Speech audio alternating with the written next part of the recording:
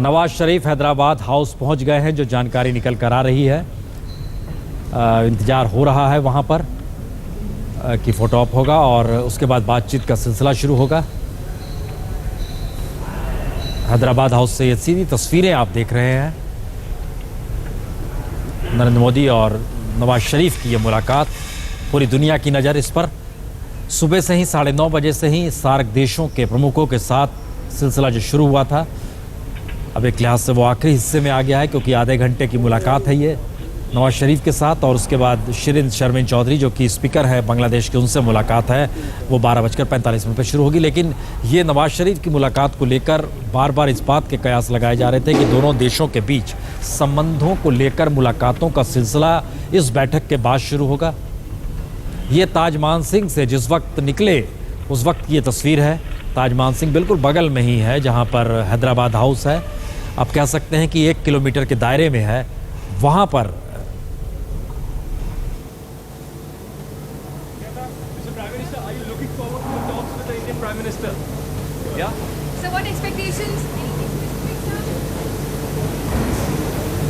नवाज शरीफ जो कि होटल में नजर आ रहे थे जिस वक्त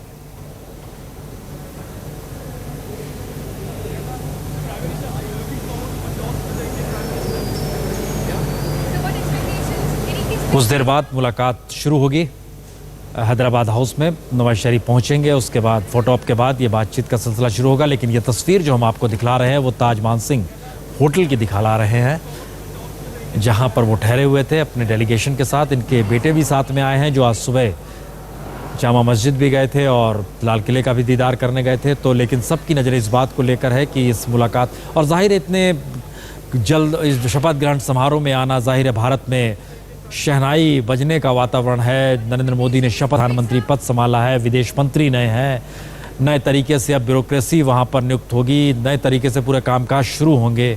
तो ये सिलसिले को लेकर, इस मुलाकात को लेकर सिर्फ इतना ही माना जा रहा है कि आने वाले वक्त में किस तरीके की मुलाकात होती है। अब आप देखिए वो पाकिस्तान का राष्ट्रीय ध्वज भी लग चुका है। पाकिस्तान के लगातार सुबह से जो मुलाकातों का सिलसिला शुरू हुआ उसमें अब तक 6 देशों के प्रमुखों से मुलाकात हो चुकी है। तो एक तरफ तिरंगा और दूसरी तरफ पाकिस्तान का राष्ट्रीय ध्वज, इन दोनों के बीच दोनों हाथ मिलाएंगे।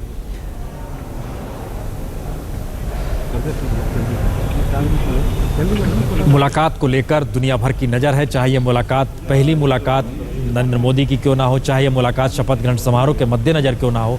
ये सारी स्थितियों को लेकर हर की नज़र इसलिए भी बड़ी महत्वपूर्ण हो चली है क्योंकि पिछले दिनों लगातार जब प्रधानमंत्री मनमोहन सिंह को बतौर बुलाया जा रहा था तो वो गए नहीं पाकिस्तान। ये सिलसिला लगातार चल रहा था कि वो पाकिस्तान की तरफ से आमंत्रण भी दिया जा रहा था, लेकिन इस बार एक आमंत्रण दिया गया, सरकार देश में बदली और पाकिस्तान ही नहीं तमाम सार्क देश के प्रमुख की सहमति बनी और वो सभी इस शपथ ग्रहण में शामिल भी हो गए।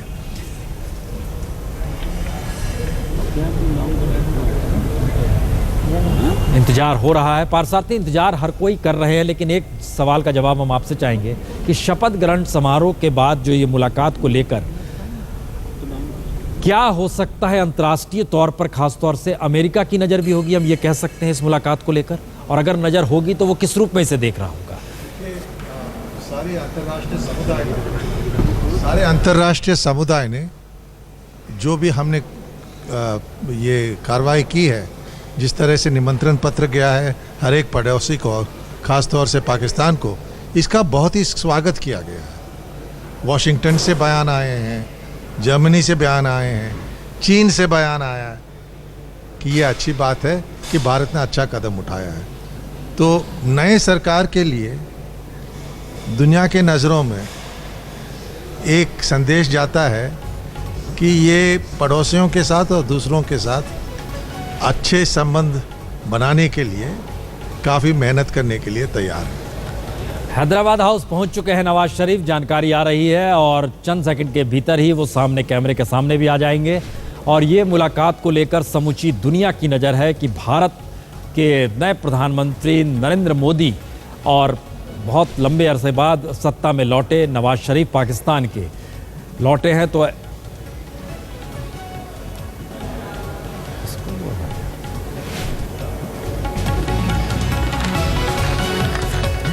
हैदराबाद हाउस नवाज शरीफ पहुंच चुके हैं और इंतजार इसी बात का हो रहा है कि दरअसल क्योंकि कल शाम में ही जिस वक्त जो पहली मुलाकात हुई थी, कल शाम जब पहली बार हाथ मिलाए गए थे और जिस गर्मजोशी के साथ आज तमाम अखबारों में देखिए तो वही तस्वीर छपी है।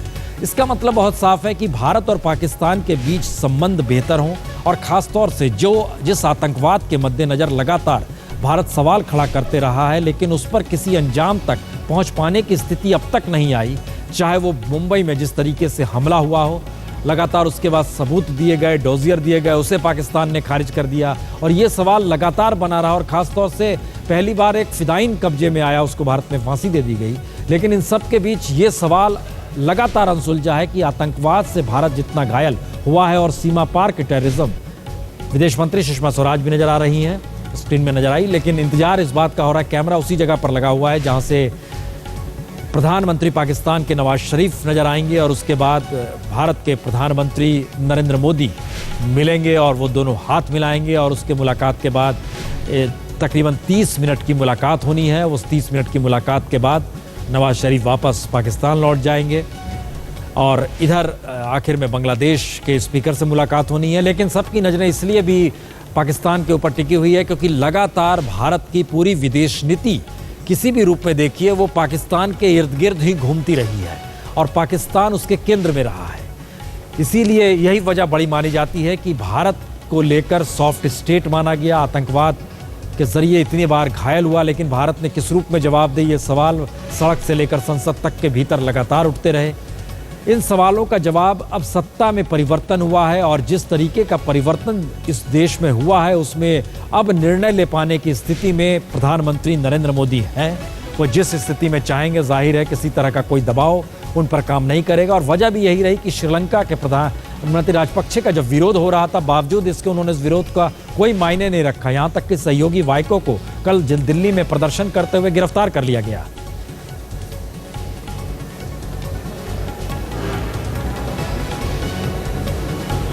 नवाज शरीफ जब निकल रहे थे तो देखिए उन्होंने कहा क्या।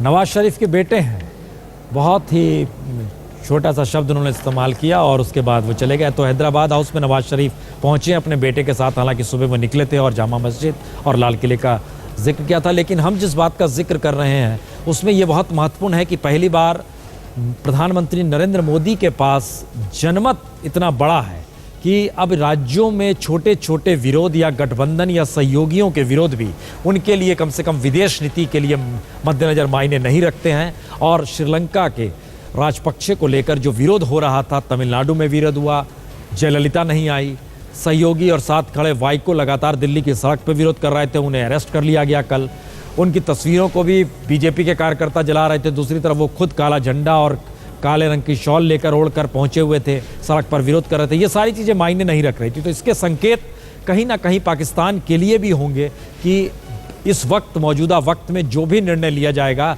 वो दिल्ली में बैठे प्रधानमंत्री नरेंद्र मोदी ही निर्णय लेंगे। और भारत की विदेश मंत्री सुषमा स्वराज, जो कि बहुत आर्टिकुलेट मानी जाती है इन सब मामलों में और इससे पहले लगातार वो तमाम राष्ट्राध्यक्षों से मिलती रही है, लेकिन इन सब के बीच भी अब जो मैसेज दुनिया के सामने है वो इस बात को लेकर मैसेज बार बार आ रहा है कि क्या भारत की विदेश नीति अब इस रूप में आएगी जहां वो सॉफ्ट स्टेट ना दिखे। वैदिक साहब, ये एक सवाल है क्योंकि भारत एक सॉफ्ट स्टेट है, ये धारणा लगातार बनी हुई है, पूरी दुनिया की बनी हुई है। क्या आपको लगता है कि उसमें कोई परिवर्तन इस रिज्म में आ सकता है? भारत को सॉफ्ट स्टेट पता नहीं लोग क्यों कहते हैं। ये वही भारत है जिसने बांग्लादेश का निर्माण किया, ये वही भारत है जिसने गोवा से पुर्तगालियों को भगा दिया। नहीं, आप 71 से पहले का जिक्र कर रहे हैं, हम 71 के बाद का जिक्र कर रहे हैं।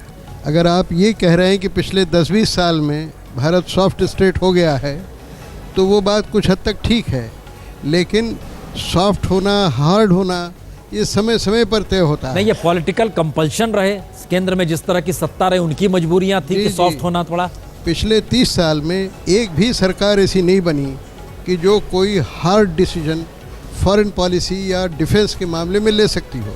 और उसके पहले भी 4 साल जो सरकार रही वो सरकार काफ़ी कमज़ोर थी। सरकार इस समय वो बनी है जो 1971 में इंदिरा गांधी की हम बनी। जरा सा रोक रहे हैं। नवाज शरीफ पहुंच गए हैं और ये देखिए, हालांकि पिलर बीच में आ गया, अब ये सामने आया है पाकिस्तान के प्रधानमंत्री नवाज शरीफ और नरेंद्र मोदी भारत के प्रधानमंत्री, दोनों की मुलाकात, गर्मजोशी के साथ मुलाकात। और ये मुलाकात कल शाम पहली बार हुई थी। नरेंद्र मोदी के चेहरे पर मुस्कुराहट, समझ रहे हैं पूरी दुनिया की नज़र इस वक्त है, क्योंकि भारत और पाकिस्तान के रिश्तों के मद्देनज़र समूचे दक्षिण पूर्व एशियाई को लेकर, एशियाई देशों के तमाम रिश्ते इस पर टिके हुए हैं कि किस तरीके से। और तुरंत ही अब ये अंदर चले गए और वहाँ पर तकरीबन 30 मिनट का वक्त है। तकरीबन अब ये माना जा सकता है कि 1:10 तक ये बातचीत चलेगी। 30 मिनट तक का वक्त निर्धारित किया गया था जिसमें ये बातचीत होगी। और प्रधानमंत्री नरेंद्र मोदी की पहली मुलाकात औपचारिक तौर पर पाकिस्तान के प्रधानमंत्री नवाज शरीफ के साथ, और हर बात को लेकर जो भी स्थिति निकलेगी इस बैठक के बाद, उस पर पूरी दुनिया की नज़र होगी। हम आपको तस्वीर जरा एक बार और दिखला देते हैं जिस समय ये हाथ मिलाए गए गर्मजोशी के साथ। और नरेंद्र मोदी बेहद खुश नजर आ रहे हैं। भारत के प्रधानमंत्री नरेंद्र मोदी को इस बात का एहसास है कि अब तक जिन भी परिस्थितियों में बीजेपी गुजरी, जिस भी तरीके से उन्होंने चुनाव के दौरान जो कहा, लेकिन अब उन्हें एक ऐसी जगह पे मौजूद हैं जहां पर अब संबंधों को इस रूप में लाना है जिसमें एक बात बार बार सामने आए, जिस राष्ट्रीयता की बात बीजेपी करती रही, जिस राष्ट्रीयता की बात खुद नरेंद्र मोदी ने कही, और जो देश की भावना से ओतप्रोत होकर लगातार अपने भाषणों में नहीं बल्कि नीतिगत फैसलों के मद्देनज़र जिसका जिक्र करते रहे हैं, तो क्या ये माना जाए कि अब आने वाले वक्त में, और अगर इस मुलाकात के बाद मीडिया के सामने किसी भी तरीके से, चाहे वो नवाज शरीफ हो या प्रधानमंत्री नरेंद्र मोदी हो, रूबरू होते हैं, तो ये सवाल जवाब जरूर होगा कि अब आगे का ये रास्ता जाता किधर है। इस पर हर किसी की नज़र है और ये मुलाकात बहुत गर्मजोशी के साथ शुरू हुई है। ये गर्मजोशी के साथ मुलाकात किस रूप में आगे जाती है, हर किसी की नज़र इस पर है। पार्थसारथी साहब, हम एक चीज़ समझना चाहेंगे, क्योंकि दुनिया की नज़र इस बात को लेकर है कि विदेश मंत्रालय जो काम करता है वो प्रधानमंत्री के निर्देश के हिसाब से उन चीज़ों को इम्प्लीमेंट करता है, या फिर एरा चेंज होते रह जाता है, लेकिन विदेश नीति को लेकर विदेश मंत्रालय का नज़रिया कमोवेश वही रहता है और उस लकीर को ही वो आगे बढ़ाता है। क्या ये माना जाए? देखिए, भारत के कुछ राष्ट्रीय हित हैं जो नहीं बदलते, चाहे कोई भी प्रधानमंत्री हो। दूसरी बात है कि जब सत्ता परिवर्तन होता है तो जो विभिन्न प्रधानमंत्री एक के बाद एक आते हैं, उनका एक रुख होगा, उनका एक स्टाइल ऑफ फंक्शनिंग होगा, वो बदलता है। दूसरी बात यह है कि प्राथमिकताएं बदलती हैं, लेकिन जो मूल आधार हैं विदेश नीति के वो नहीं बदलते किसी भी लोकतांत्रिक देश में। तो राष्ट्रीय हित तो नहीं बदलते ना।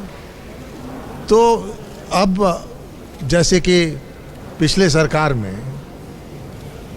काफ़ी लोगों में क्रोध आया जब मुंबई हमले के बाद हम शर्म एल शेख गए, हाथ मिलाया और कहा कि आतंकवाद के बावजूद हमारा समग्र यात्रा चलेगा। तो कूटनीति में कैसे नीति अपनाते हैं आप, वो एक देश के शक्ति और सहनशीलता का प्रतीक है। अब देखना पड़ेगा, ये पहली मुलाकात है मोदी साहब का नवाज शरीफ के साथ, और ज़रूर इस बातचीत की भविष्य के प्रक्रिया के बारे में बात होगी। दूसरी बात, मेरे कोई शक नहीं कि मोदी साहब उनको हमारे राष्ट्रीय चिंताओं के बारे में अवगत करा देंगे, आतंकवाद के बारे में। अब बड़ी अच्छे शब्दों से होंगे, लेकिन संदेश वो ज़रूर जाएगा, क्योंकि एक चुने हुआ ब्यूरोक्रेसी इतनी आर्टिकुलेट होती है कि सत्ता बदल रही है तो वो थिंकिंग प्रोसेस में अरे ये ब्यूरोक्रेट्स तो अभी तक, मैं जब था 8-11 प्रधानमंत्रियों के होते हुए दौरान रहा विदेश मंत्रालय में। जो लोग ये हैं, इन्होंने 8-10 परिवर्तन देख लिए हैं कि नई सरकार आए तो वो भी देख लेते हैं कि चुनाव में हुआ क्या। तो वो भी जो सलाह देते हैं ये सब रखते हुए ही मिलता है विशेषज्ञों से। ये नहीं कि आप ऐसे सलाह दे दें जो इनकी जो नेता की विश्वसनीयता है उस पर कोई शक पड़े। तो लोग ऐसे नहीं हैं कि कूटनीति हम पे इसके दूसरे हिस्से पर आते हैं, लेकिन हाँ वैदिक साहब आप क्या कहना इस पे चाह रहे हैं? मैं असल बात ये कहना चाहता हूँ कि आतंकवाद के सवाल पर जब कोई बड़ी घटना या छोटी घटना हो जाए तो क्या हमको अपने कूटनीतिक प्रयत्न बंद कर देना चाहिए? ये एक बड़ा मौलिक प्रश्न है। शर्म अल शेख में यही मुद्दा बना। तो शर्म अल शेख में जब ये बहस हुई और उसके पहले भी भारत सरकार को ये अंदेशा था, बल्कि ये कहूँ कि विश्वास था कि सरकार और आतंकवादियों की मिली भगत है। अगर आपको ये अंदेशा है तब तो बात करने से कोई फ़ायदा नहीं है, धोखा ही खाना है। लेकिन अगर आपको ये अंदेशा है कि आतंकवादी स्वायत्ततापूर्वक कार्य कर रहे हैं और वहाँ की सरकार बेबस है, मजबूर है, हम देखिए आपने जो तो जिक्र उनसे किया, बातचीत करना चाहिए। पारसारथी साहब ने जिक्र किया। हम इसमें एक तीसरा कोण, हमारे साथ major general retired GD Bakshi साहब भी जुड़ चुके हैं। बख्शी साहब, मुलाकात शुरू हो गई, गर्मजोशी के साथ हाथ मिलाए गए, लेकिन आपसे एक सवाल है कि सीमा पर तैनात सैनिक हो या जनरल हो फौज का, वो क्या सोचता है? जो विदेश मंत्रालय के अधिकारी होते हैं, जो पुरानी कूटनीति की चली आ रही होती है विदेश नीति के तहत, सत्ता के परिवर्तन के बाद सेना उसको किस रूप में देखती है?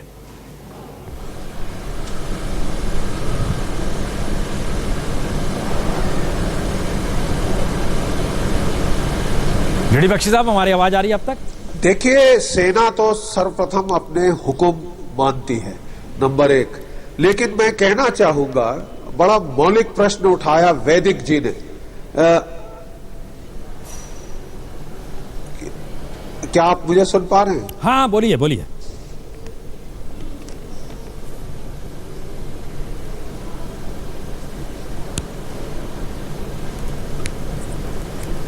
अच्छा, तो मैं कह रहा था, एक बहुत मौलिक सवाल उठाया है वैदिक जी ने कि जब आतंकवाद की घटनाएं हो रही हो तो क्या हमें बातचीत करनी चाहिए? और हम जरा सा रोक रहे हैं, आपको ये दिखाना चाह रहे हैं कि दरअसल अंदर की तस्वीरें भी आ रही हैं इस डेलीगेशन में। कौन कौन लोग शरीक हुए हैं? ये तो बाहर की तस्वीर थी जिसमें गर्मजोशी के साथ हाथ मिलाया गया, लेकिन एक पूरा डेलीगेशन लग रहा है जो 1 to 1 जो बातचीत का जो सिलसिला था।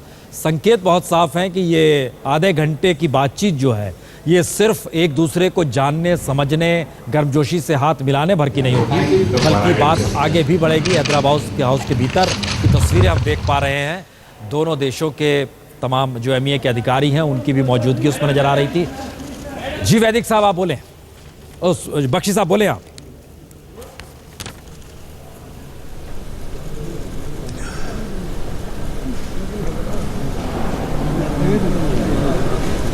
हाँ, देखिए, मैं कह रहा था कि एक बहुत मौलिक प्रश्न यहां उठता है कि एक आम भारतीय नागरिक की जान की क्या कीमत है।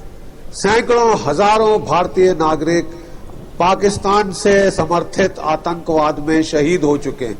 अगर आप आंकड़े देखें, 1980 के दशक में ये आतंकवाद का दौर शुरू हुआ था।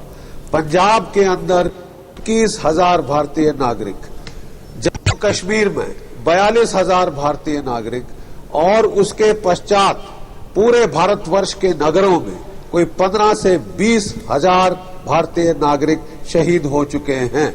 क्या कोई भी प्रजातांत्रिक प्रणाली में कोई भी नेता ये संकेत दे सकता है कि हमें इनकी जानों की परवाह नहीं, ये लोग मरते रहें लेकिन बातचीत चलती रहेगी? ऐसा एक प्रजातंत्र में नहीं होता। हर प्रजातांत्रिक लीडर सेंसिटिव होता है पब्लिक ओपिनियन के दायरे को देखते हुए, और मुझे पक्का यकीन है कि ये सब चीजें मोदी जी की जहन में पूरी तरह है। इसलिए ये जो पहली औपचारिक वार्ता है, मैं तो समझता हूं इसमें केवल एक दूसरे को साइज अप किया जाएगा, और जो आपकी क्या कहते हैं नोन पोजीशंस हैं उनको रीटरेट किया जाएगा। इससे ज्यादा अगली शायद आप अपनी अगली मुलाकात का समय सेट कर लें या उसके बारे में कुछ फैसला लें, लेकिन ये सारी प्रक्रिया फिर भी एक रोड स्पीड ब्रेकर पे आ सकती है अगर आज कल परसों में पाकिस्तानी फिर जो है जिहादी में कोई टेररिस्ट स्ट्राइक कर भारतवर्ष के अंदर या लाइन ऑफ कंट्रोल पे कोई बड़ा इंसिडेंट हो जाए। जी, हम एक दिखा रहे हैं लगातार स्क्रीन पे, एक डेलीगेशन की तरह ये पूरी मुलाकात हुई है। पारसारथी साहब, हम आपसे पूछना चाहेंगे, आधे घंटे की मुलाकात है, लेकिन नवाज शरीफ के अलावे सरताज अजीज और उसके अलावे 4 शख्स जो MEA के होंगे शायद वो बैठे हैं, जो नज़र भी आ रहे हैं इस वक्त। और दूसरी तरफ नरेंद्र मोदी प्रधानमंत्री, उसके अलावे विदेश मंत्री सुषमा स्वराज के अलावे 4 अधिकारी और हम देख रहे हैं जो बैठे हुए हैं। तो ये डेलीगेशन के तौर पर ये मुलाकात है, 1 to 1 नहीं है। इसके मतलब क्या है? देखिए, अगर 1 to 1 हो तो इसका मतलब ये है कि डेलीगेशंस को बाहर रखकर अगर कुछ सेंसिटिव बातें हैं तो उससे राष्ट्राध्यक्ष बात कर सकते हैं, तो ऐसी बात नहीं। लेकिन ये जो है 1 to 1 नहीं है, एक पूरे डेलीगेशंस के साथ। इसका मतलब यह है कि हर शब्द जो कहा जा रहा है उसका रिकॉर्ड लिया जाए, ताकि इसके बारे में कौन किसने क्या कहा, भविष्य में कोई सेक्शन आ रहा है तो ये बात है। आप पूछे तो और कौन है पाकिस्तानी डेलीगेशन में? देखिए, सरताज अजीज़ को आपको पहचानना पड़ेगा। सरताज अजीज़ एक बहुत ही महत्वपूर्ण अर्थशास्त्र के एक्सपर्ट हैं। Is an economist, world bank में थे, लेकिन उसके अलावा जब सियासत में शामिल हुए पाकिस्तान मुस्लिम लीग पार्टी में, ये पाकिस्तान मुस्लिम नवाज साहब के साथ वफादार रहे और पिछले सरकार में भी ये विदेश मंत्री थे। लेकिन अब इन्हें एडिशनल जिम्मेवारी दी गई है। सिर्फ विदेश मंत्री ही नहीं बल्कि राष्ट्रीय सुरक्षा सलाहकार भी हैं, क्योंकि इसलिए एडवाइज़र हैं कि वो अभी तक पार्लियामेंट में अभी तक चुने नहीं गई हैं। जब सेनेट के इलेक्शंस होते हैं तब चुने जाएंगे। दूसरी बात एक है तारिक फातिमी, जो महत्वपूर्ण आदमी है। वो नवाज साहब के कई सालों से विदेश विषयों में उनका एक सलाहकार रह चुके हैं, एक विशेषज्ञ हैं, एक कूटनीतिज्ञ हैं पाकिस्तान फॉरेन सर्विस के। वो इनके कार्यालय में एडिशनल सेक्रेटरी थे जब पिछले बार यहाँ थे। वहाँ से अमेरिका बनकर राजदूत गए, लेकिन जब अमेरिका में थे ना, मुशर्रफ साहब ने उनका बर्खास्त कर दिया था, तो वापस आए, लेकिन इनके बड़े वफादार रहे।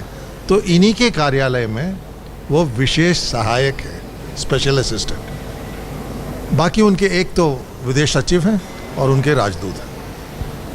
नहीं, एक बात आपने कही कि जो बातचीत हो रही होगी उसमें जाहिर है हर शब्द अब डॉक्यूमेंटेड है, हर शब्द से कोई इनकार नहीं कर सकता है कि ये उसने नहीं कहा, दोनों तरफ से ये होगा। नहीं, कह सकते हैं कि शायद आपने गलत की फहमी की है, बट कुछ लोग ऐसे होते हैं रूस वगैरह में रिकॉर्ड भी कर लेते हैं, बट हमारे यहाँ इनके बहुत ही डिटेल्ड नोट्स रखा जाता है।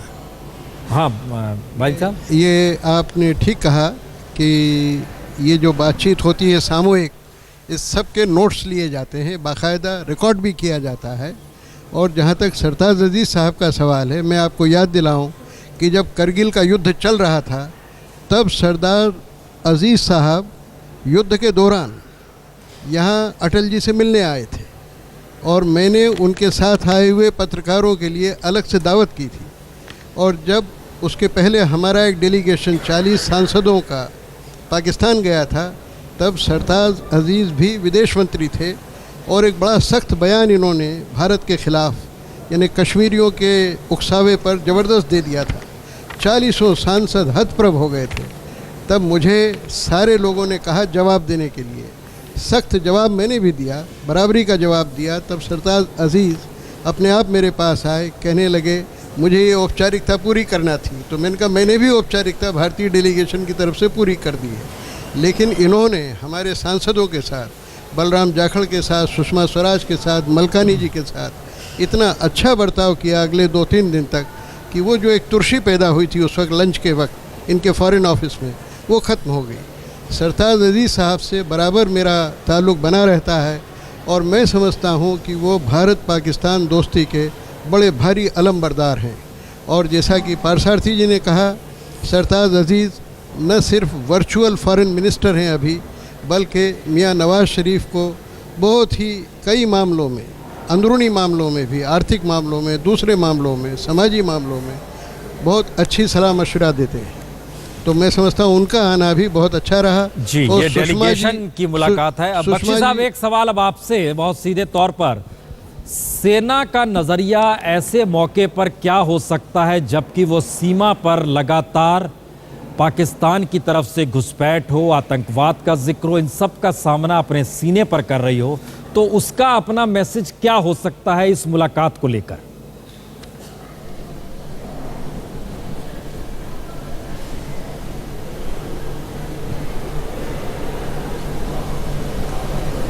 नहीं, देखिए, मैंने बताया, भारत के अंदर भारतवर्ष की सेना अपने हुक्मों की तामील करती। हुक्म इस सेना को हमारी सिविल अथॉरिटी से आते हैं। तो भारत की सेना का अपना कोई वक्तव्य फॉरेन पॉलिसी के मामले में तो पाकिस्तान जैसा तो नहीं होता, बिल्कुल ही सीमित क्षेत्र है। हाँ, अगर इंसिडेंट कल बंद हो जाए, बड़ी अच्छी बात है, हमारी सेना को भी राहत मिलेगी और माहौल भी बदलेगा। लेकिन अगर लाइन ऑफ कंट्रोल पे इंसिडेंट चलते रहे, कल एक दो सर और कट गए, तो फिर दूसरी बात है, फिर जो हमको आदेश मिलेगा उसके मुताबिक वैसा ही प्रक्रिया की जाएगी।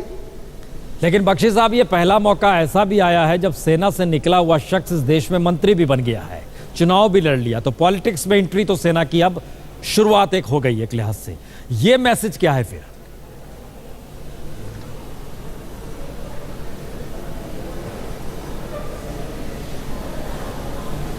एक बात मैं इसका जवाब दूं। एक मिनट। नहीं, ये मैसेज तो बहुत सीधा है कि हम लोग भी जो रिटायर्ड सैनिक हैं, रिटायर्ड सैनिक जो हैं, वो भारतीय प्रजातंत्र के हम लोग नागरिक हैं और जो अधिकार बाकी नागरिकों को है वो अधिकार हमको है। देखिए, मैं भी फौज में रह चुका हूं जी। 1963 से 1968 तक। फौज में एक चीज़ है, राजनीति से दूर रहते हैं। खाते समय मेस पर भी राजनीति की बात नहीं होती है। दूसरी बात यह है, पहली बार नहीं है कि एक जनरल शामिल हो रहे हैं। जनरल खंडूरी भी थे इनसे पहले, जो वाजपेयी जी के सरकार में मंत्री थे। हम देखिए इन चीज़ों का जिक्र इसलिए कर रहे हैं, एक मिनट आप रखेंगे, क्योंकि जनरल ने जिन सवालों को खड़ा किया और राजनीति में जिस वजह से एंट्री हुई, उसके पीछे जो भी स्थितियां थी और जो मुद्दे उन्होंने उठाए, वो मुद्दे बड़े मौजूद थे, इससे इनकार नहीं हो सकता। बीजेपी ने उसे तुरंत पकड़ लिया। क्या अब फॉरेन पॉलिसी बनाते समय और फॉरेन पॉलिसी के केंद्र में जब पाकिस्तान है, तो क्या हाँ, इसका भी मैं जवाब जी। हर एक दौरे से पहले, हर एक बातचीत की प्रक्रिया से पहले फौज के साथ कंसल्टेशन होती हैं। अक्सर प्रधानमंत्री, रक्षा मंत्रालय, जो सैनिक हेडक्वार्टर्स के ऑपरेशंस रूम को भी जाते हैं। कारगिल के समय हुआ जब वाजपेयी जी 2-3 बार गए। तो संपर्क फौज के साथ रहता है। फौज अपनी सलाह देती है, लेकिन निर्णय लेता है राष्ट्रीय सलाहकार समिति, अपने मंत्रिमंडल का, कैबिनेट कमेटी ऑन सिक्योरिटी। सेना को कंसल्ट किया जाता है, सेना सलाह देती है।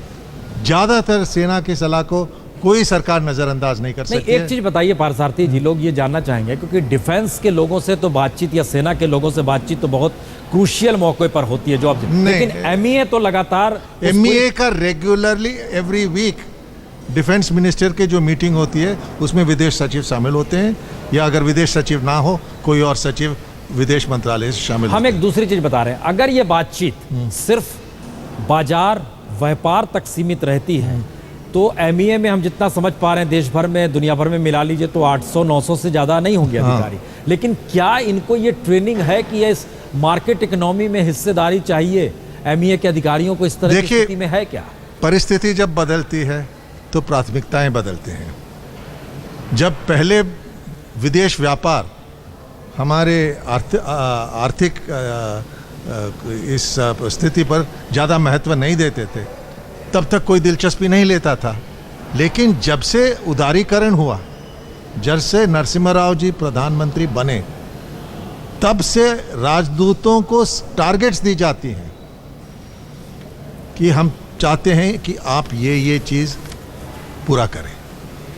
तो जब परिस्थिति बदलती है, जब दुनिया बदलती है, नहीं, ये आप जब बड़ा हमारे महत्व कह रहे हैं। प्राथमिक, जब बहुत सारे देशों- राष्ट्रीय प्राथमिकताएं बिल्कुल बदलती आप कह रहे हैं ठीक, लेकिन बहुत सारे राजदूतों की पिछले दिनों शिकायत रही कि आप हमारे यहाँ के इनको बुलाइए जरा अपने देश में, यहाँ से कोई प्रतिक्रिया ही नहीं जाती थी।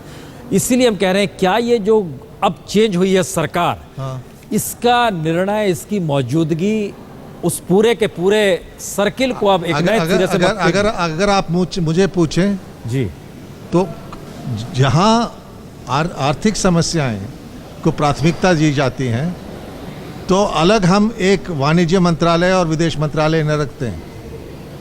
जो मंत्रालय होता है, अगर आप ऑस्ट्रेलिया जाएं, कनाडा जाएं, जापान जाएं, it's ministry of foreign affairs and trade, विदेश मामले और तिजारत और विदेश आर्थिक समस्याएं।